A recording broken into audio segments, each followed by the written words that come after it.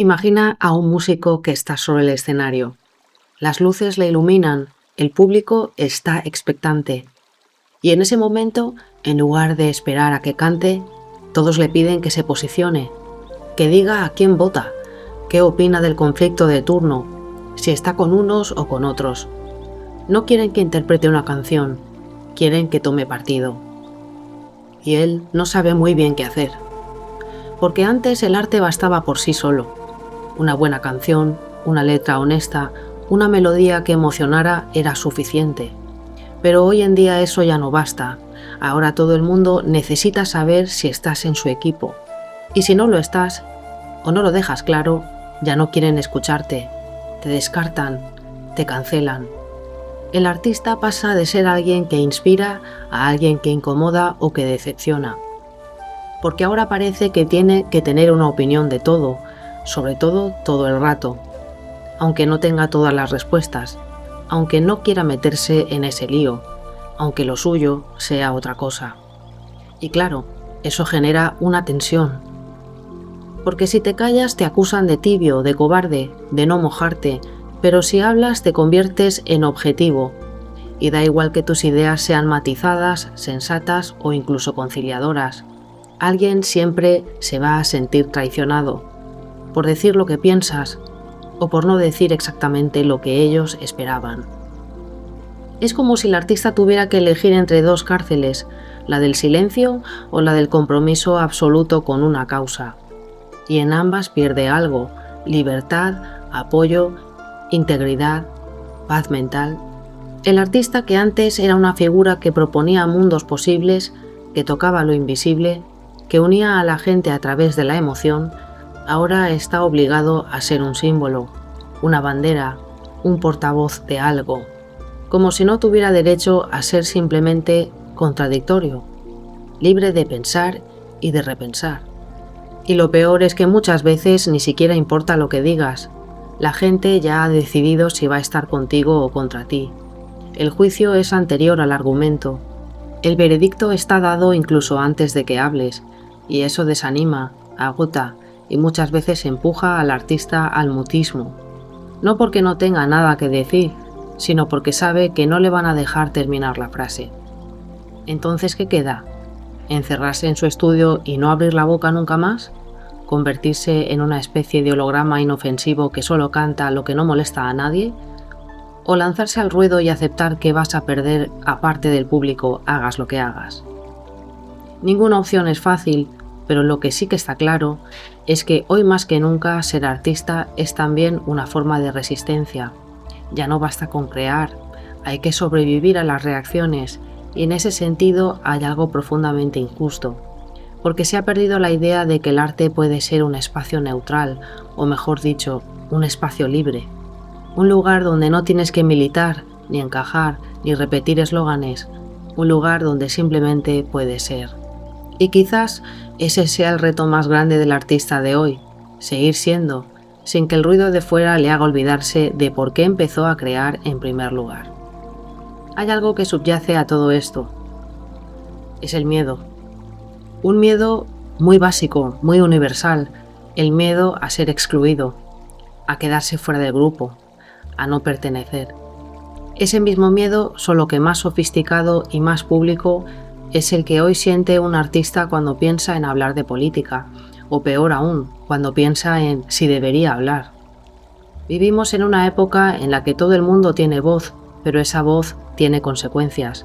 Todo el mundo tiene derecho a opinar, sí, pero el precio que pagas por hacerlo puede ser muy alto, y eso nos tiene en tensión constante. El artista, como figura pública, vive en el filo de esa tensión. Sabe que si dice lo que piensa puede quedarse sin seguidores, sin contratos, sin oportunidades. Puede verse convertido en diana de insultos, burlas, boicots. Es un tipo de exposición psicológica brutal.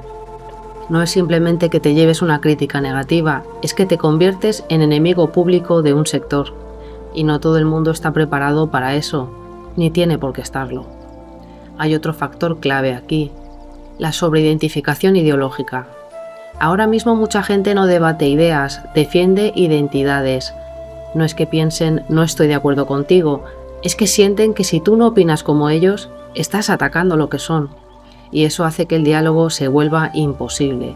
La conversación se convierte en una batalla de trincheras. Y claro, ¿qué hace el artista ante esa realidad? Se protege. La autocensura no siempre es cobardía, a veces es supervivencia. Es una forma de preservar la salud mental, de evitar el desgaste emocional que supone estar siempre defendiéndose, porque cuando te conviertes en personaje público, todo lo que dices puede y será usado en tu contra. Y no estamos hablando de asesinos o de políticos corruptos. Hablamos de gente que canta, que escribe, que pinta, que hace películas. Gente que muchas veces ni siquiera tiene las herramientas para sostener un debate público sobre temas complejos, pero que a la vez se le exige que lo haga. Y esto es curioso. Cuando no eres famoso, nadie te escucha. Puedes opinar de lo que te dé la gana y nadie se entera, pero en cuanto destacas un poco, empiezan las expectativas. De repente, todo el mundo quiere saber qué opinas, como si ser artista fuera ser portavoz de algo más grande. Y eso puede llegar a ser muy injusto, porque el artista no siempre es un líder de opinión, no tiene por qué serlo. A veces solo quiere hacer canciones, y a veces, si es honesto, ni siquiera sabe qué opina de ciertos temas, o duda, o cambia de idea, pero hoy eso está prohibido. La sociedad actual castiga la duda y premia la certeza, pero la certeza suele ser rígida y la rigidez mental es peligrosa. Por eso mucha gente se siente asfixiada, no puede expresarse libremente, no puede dialogar, no puede cuestionar lo que se espera de ella. El resultado es una comunidad artística llena de miedo, miedo a perder, miedo a decepcionar, miedo a equivocarse. Y eso acaba afectando a la creatividad, claro, porque un artista con miedo no crea desde la libertad, sino desde la defensa, desde la prevención, y eso se nota. Por eso muchos deciden quedarse callados, no porque no tengan ideas, sino porque no quieren meterse en la trituradora. Y eso también hay que entenderlo, porque no es fácil sostener una voz en un mundo que grita para callarte. Cuando estás empezando en la música puedes permitirte el lujo de decir lo que te dé la gana. No tienes que responder ante nadie, no hay contratos que te aten, ni managers que te llamen al orden, ni promotores nerviosos por lo que vas a soltar en la próxima entrevista. Eres tú, tu guitarra, tu piano, tu ordenador y tus ideas. Libertad absoluta. Y eso es muy bonito, pero también es un espejismo. Porque en cuanto las cosas empiezan a funcionar, esa libertad empieza a encogerse. Sin darte cuenta pasas de ser un músico libre a ser una marca, un producto, un nombre con intereses detrás, discográfica, editorial, agencia, sponsors, promotores, equipo técnico, incluso otros artistas con los que colaboras y a los que podrías arrastrar en una polémica sin querer. Y ahí es cuando te das cuenta de que hablar tiene consecuencias, a veces duras, injustas y completamente desproporcionadas. Piensa en esto, hay artistas que llevan años construyendo su carrera, su repertorio, su público, y de repente un comentario mal interpretado, una opinión fuera de lugar o un silencio incómodo y se acabó. Cancelaciones, titulares manipulados, amenazas, conciertos que se caen, marcas que se desmarcan. Nadie quiere líos. Y claro, te preguntas, ¿vale la pena? ¿Vale la pena perder 10 años de trabajo por decir lo que pienso sobre un tema que además no tiene nada que ver con mi música? Muchos dirán que sí, que es tu deber como artista, pero eso lo dicen desde fuera. Desde el escenario es distinto, porque no hablamos solo de ti, hablamos de la gente que vive de lo que haces, tu equipo, tu banda, tus técnicos. Si tú te la pegas, ellos también, y eso pesa. Luego está lo otro, los artistas que sí se han posicionado desde el principio, que han hecho de su discurso político su marca, y les ha funcionado. Perfecto. Pero también han quedado atrapados ahí. Si un día cambian de opinión o matizan o simplemente se cansan de ser el portavoz de esa causa, lo tienen muy difícil, porque su público no les sigue por su música, les sigue por su ideología, y eso es una cárcel. Cuando un artista se convierte en portavoz de un partido, un movimiento o una causa concreta, ya no es libre, tiene que rendir cuentas constantemente. Y si se desvía un milímetro, si dice algo que se sale del guión, la propia gente que le aplaudía se vuelve en su contra, y no hay furia más cruel que la del fan decepcionado. Por eso muchos músicos se lo piensan 2 veces, Y no es por cobardía ni por falta de valores, es porque la música es su trabajo y a veces solo quieren hacer bien su trabajo. Que la gente escuche sus canciones, cante, llore, baile, se emocione, sin tener que convertirse en referente ideológico de nada, ni para bien ni para mal. Y también pasa otra cosa, la gente proyecta mucho sobre los artistas, esperan que sean modelos de comportamiento, líderes morales, voces de su generación. Pero muchas veces el artista no está en ese viaje, está en otro, en el de crear, en el de buscar belleza, en el de entender su propia vida a través de las canciones. Y cuando se ven empujados a opinar de todo, desde conflictos internacionales hasta temas sociales complejísimos, la mayoría no sabe qué decir, porque ese no es su terreno, porque no tienen todas las respuestas, porque no quieren alimentar más ruido, porque saben que hagas lo que hagas no vas a gustar a todo el mundo. Así que muchos eligen callar, no por indiferencia, sino por protección, porque la música al final también es una forma de posicionamiento, y si una canción puede unir a la gente que fuera de un concierto nunca se hablaría, eso también es político, pero sin gritar, sin señalar, sin dividir. Y eso sinceramente es algo que hemos perdido un poco. Desde siempre, el arte ha tenido un papel más profundo que el simple entretenimiento. A lo largo de la historia, los artistas no solo han cantado o pintado o escrito, sino que han sido a su manera los cronistas del alma de su época, testigos incómodos, videntes sensibles, faros que iluminaban lo que muchos preferían no mirar. Y ahí está la paradoja. Aunque hoy en día se diga que el artista no debería meterse en política, la historia nos cuenta lo contrario. Los grandes artistas del pasado, los que admiramos y estudiamos, casi todos han tenido una postura frente a su tiempo, no siempre explícita, no siempre de pancarta en mano. Desde Beethoven, que borró la dedicatoria a Napoleón cuando se proclamó emperador, hasta Lorca, que pagó con su vida por ser quien era y por lo que escribía, el filósofo entiende que todo arte es político, en tanto que nace en un contexto, en una sociedad, en una historia.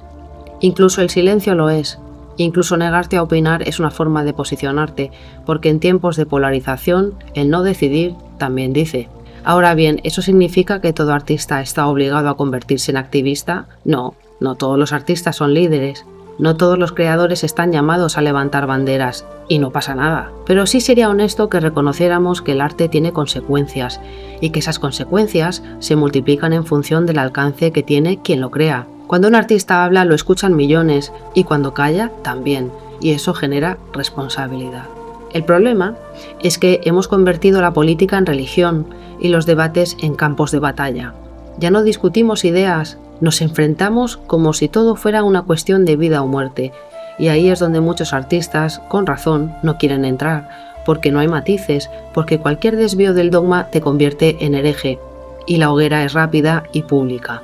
Lo que hemos olvidado, y esto es grave, es que el pensamiento libre necesita espacio, necesita contradicción, duda, autocrítica, necesita incluso poder equivocarse. Pero eso hoy no se perdona, al contrario, se archiva, se saca de contexto y se usa para destruir. Por eso, quizás el mayor acto filosófico que puede hacer un artista hoy no sea ni callar ni gritar, sino resistir, seguir creando con honestidad, hacer arte que no siempre encaje, escribir canciones que no pasen el filtro del algoritmo, pintar sin pensar en la polémica, decir lo que uno piensa sabiendo que habrá coste, pero también dignidad. Porque un artista no tiene por qué ser portavoz de un partido, pero sí de su conciencia. Y eso, aunque duela, aunque incomode, aunque se quede sin likes, es lo único que da sentido al arte, cuando el mundo se vuelve insoportable. Y quizás ahí esté la clave. No se trata de decir lo que los demás quieren oír, ni de decir lo que está prohibido decir, sino de decir lo que nace de uno mismo, lo más verdadero, lo más libre. Y en eso el arte sigue siendo una de las pocas trincheras que nos quedan. Ser artista hoy es vivir en una tensión constante entre el deseo de ser libre y la presión de no molestar, entre el arte como un espacio sagrado de expresión y el arte como producto que debe encajar, gustar y no levantar demasiado polvo. El dilema no es nuevo, pero hoy se ha agudizado como nunca. Si hablas, te arriesgas a perderlo todo. Si callas, te acusan de tibio o cómplice. Si dices lo que piensas, te crucifican. Si no dices nada, también. En un mundo donde todo está hiperpolitizado, el arte se convierte en rehén de las pasiones colectivas. Pero al final, el arte, el verdadero, no se hace para gustar a todos, ni para complacer a nadie. El arte nace del deseo profundo de decir algo que importa, aunque incomode, aunque duela, aunque no sea trending topic.